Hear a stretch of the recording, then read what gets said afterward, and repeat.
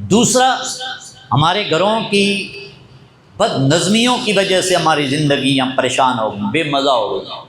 اکثر و بیشتر لوگوں کے گھروں کے جو حالات خراب ہیں، آپس کے تعلقات، میاں بیوی کے تعلقات خراب ہیں، اور ساس اور بہو کے آپس میں تعلقات خراب ہیں۔ کوئی کس وجہ سے الجھ رہا ہے، کسی کی اولاد نافرمان ہو گئی ہے، گھروں میں پریشانیاں، اس وجہ سے زندگی بے مزہ ہو گئی ہے۔ بڑے بڑے لوگوں کو ہم نے دیکھا ہے کہ بڑا مال و دولت ہے، لیکن ہر لمحہ روتے نظر آتے ہیں کہ اولاد نافرمان ہو گئی ہے۔ کوئی کہے گا بیوی ایسی ہے، کوئی کہے گا مجھے فلاں کی وجہ سے پریشانی ہے۔ بے پناہ پریشانیاں زندگی کی، وہ انسان کی اپنے گھریلو زندگی کی وجہ سے آ گئی۔ اچھا، مولانا روم کی بات یاد ہے نا، موت کا ذائقہ ہر کوئی چکھتا ہے، زندگی کا مزہ کون کون چکھتا ہے۔ اب آئیے ذرا اس پہلو کو بھی دیکھیں، جس کے گھر کا ماحول رب رسول کے احکامات کے مطابق ہے نا، اس کے گھر میں کچھ بھی نہ ہو، اسے زندگی مزہ دیتی ہے۔ اسے زندگی، آپ سنتے رہتے ہیں کہ حضور کے گھر میں کئی کئی دن چولہا نہیں جلتا تھا، اور ام المومنین صدیقہ کائنات، محبوب رب العالمین، حجرے اماں عائشہ جو گنبد خضرا بنا ہے، اس حجرے نور کی مالکہ، جن کے حجرے میں جبریل بھی جن کے دروازے پہ ہاتھ باندھ کے کھڑا نظر آتا ہے، وہ ام المومنین فرماتی ہیں جب سے آل رسول مکہ سے مدینے آئی ہے، کبھی 3 دن ایسے نہیں گزرے کہ انہوں نے رج کے کھانا کھایا ہو، لیکن گھر میں سکون بڑا تھا۔ گھر میں سکون ہو بھائی، ساری کائنات اکٹھی کر لو، کسی کے گھر میں ایسی رحمتیں برس سکتی ہیں جو مولا علی کے گھر میں برسا کرتے تھے۔ کوئی زندگی میں انہوں نے گھر نہیں بنایا، اونچا گھر بھی کوئی نہیں، عالی شان مکان بھی کوئی نہیں، کرائے کے گھر میں ہیں، لیکن ساری زندگی مزے کے ساتھ گزار کے گئے۔ اس کی وجہ کیا ہے کہ گھر میں سکون ہے۔ کس وجہ سے؟ انہوں نے ساری زندگی کا لمحہ لمحہ یا رب کے حکم کے مطابق گزارا ہے یا مدینے والے رسول کے حکم کے مطابق گزارا ہے۔ اب دیکھیں میرے رسول پاک، بولیے صلی اللہ علیہ وآلہ وسلم، حضور نے خطبہ حجۃ الوداع کے موقع پر فرمایا تھا، انی ترکت فیکم امرین، لوگوں میں تمہارے درمیان 2 چیزیں چھوڑ کے جا رہا ہوں، کتاب اللہ و سنت رسولی، ایک رب کا قرآن چھوڑ کے جا رہا ہوں، ایک مصطفیٰ کا فرمان چھوڑ کے جا رہا ہوں، یعنی اپنی سنت کا اپنے طریقہ چھوڑ کے جا رہا ہوں۔ یہ موطا امام مالک کی روایت ہے، اور مسلم شریف کی ایک روایت ہے جس میں حضرت زید بن ارقم جس حدیث کے راوی ہیں، وہ فرماتے ہیں انی ترکت فیکم الثقلین، انی تارک فیکم الثقلین، لوگوں میں تمہارے درمیان 2 چیزیں چھوڑ کے جا رہا ہوں، کتاب اللہ و عطرت آل بیتی، ایک قرآن چھوڑ کے جا رہا ہوں، ایک اپنی آل چھوڑ کے جا رہا ہوں، ایک کتاب چھوڑ کے جا رہا ہوں، ایک اپنی آل چھوڑ کے جا رہا ہوں۔ اب پتہ تھا نا رسول اللہ کو کہ میری آل، یہ آل کیوں بتایا ہے رسول پاک نے صلی اللہ علیہ وسلم؟ حضور فرماتے ہیں تمہارے درمیان قرآن تمہیں دے کے جا رہا ہوں، ایک اپنی آل دے کے جا رہا ہوں۔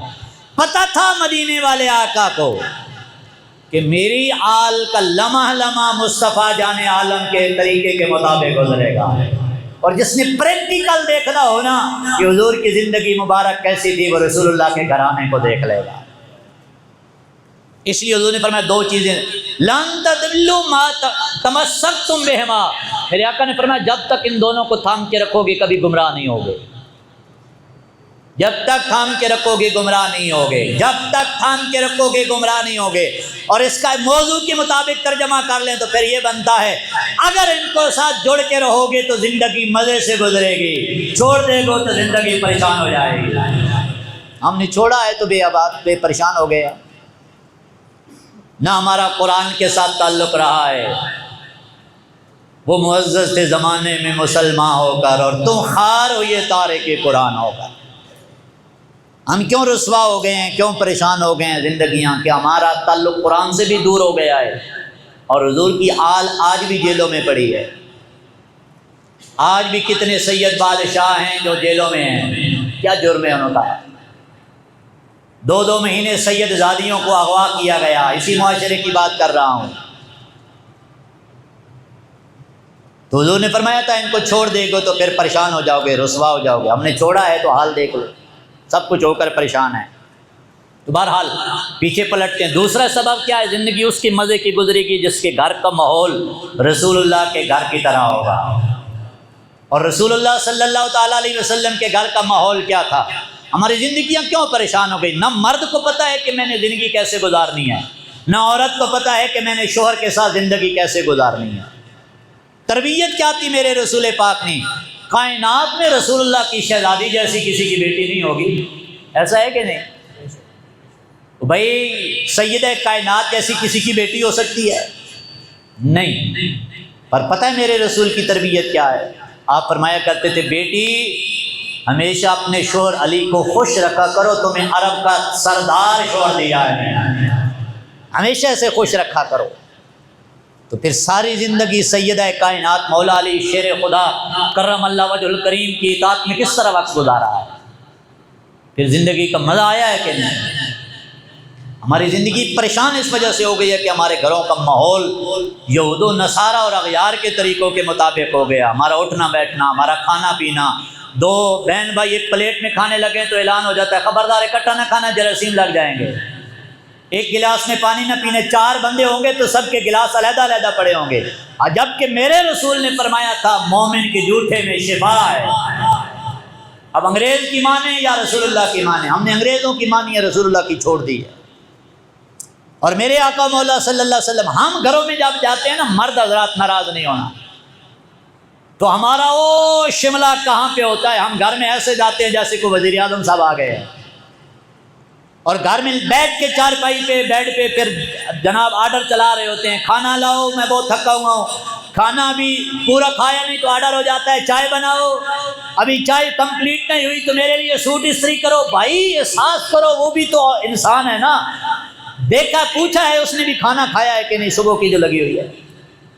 ام المومنین صدیقہ کائنات فرماتی ہیں جب رسول اللہ گھر میں تشریف لاتے تھے تو سب سے پہلے دایاں پاؤں اندر رکھ کے سلام دیتے تھے اور مسکراتے چہرے کے ساتھ گھر میں داخل ہوتے تھے.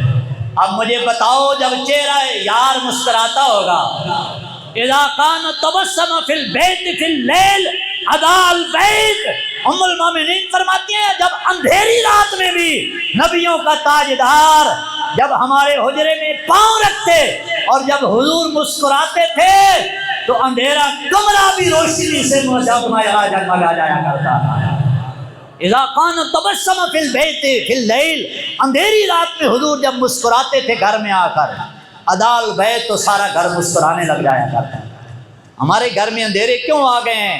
1000 واٹ کا بلب لگا ہوا ہے، اندھیرے پھر بھی ہیں، پریشانیاں پھر بھی ہیں.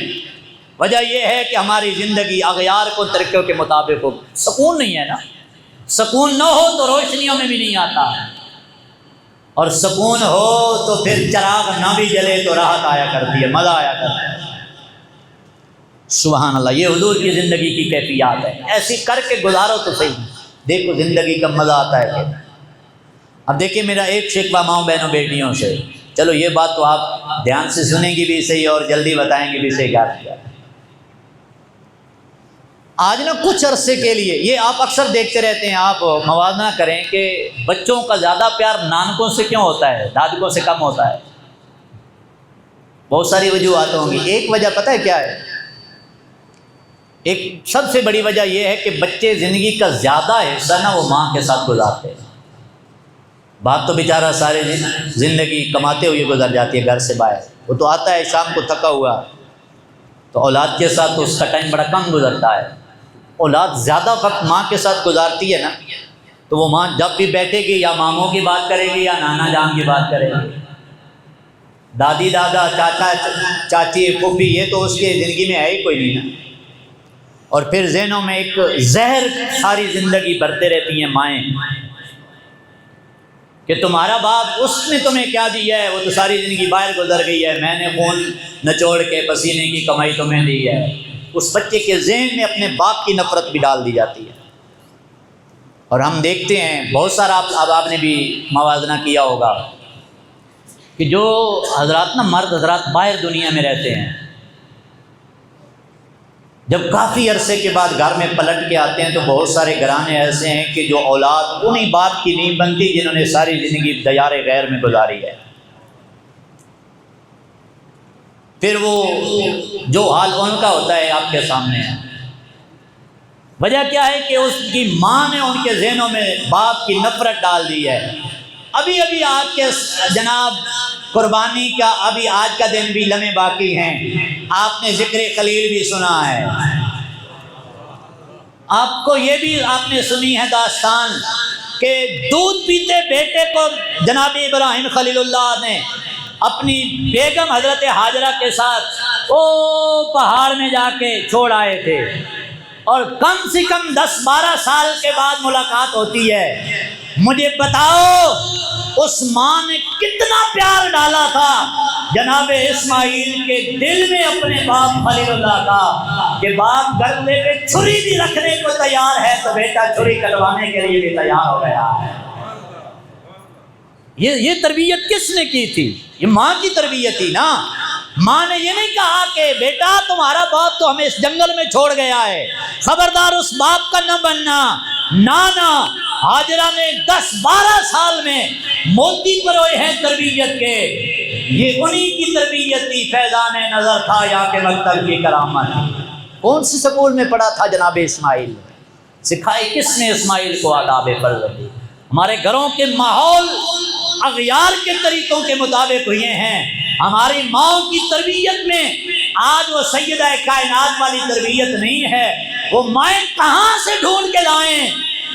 آج یہ سختیاں، یہ پریشانیاں، یہ مصیبتیں، یہ سارے تانے سن کر بھی آج بھی اگر ہم منبر رسول پہ بیٹھے ہوئے ہیں، ہر روز مسجد سے باہر نکلیں تو 2-4 بندوں کے آگے سے نئی سے کیا باتیں سننے کو ملتی ہیں۔ فلاں تمہارے بارے میں یہ کہہ رہا ہے، فلاں یہ کہہ رہا ہے، فلاں یہ کہہ رہا ہے، پر پھر بھی مسکرا کے یہاں کیوں بیٹھے ہوئے ہیں؟ اس کی وجہ یہ ہے کہ جب ہم نے آنکھ کھولی اور ہوش سنبھالا تو ہم نے ان کی جولیوں میں تربیت پائی تھی جو اٹھاتی بھی تھی تو کہتی تھی صدقے یا رسول اللہ، جو دودھ کے لیے بھی اٹھاتی تو کہتی صدقے یا رسول اللہ، جو لوریاں بھی دیتی تو کہتی صدقے یا رسول اللہ، جو کھانا کھلاتے بھی تھی تو صدقے یا رسول اللہ۔ یہ ان لوریوں کا صدقہ ہے۔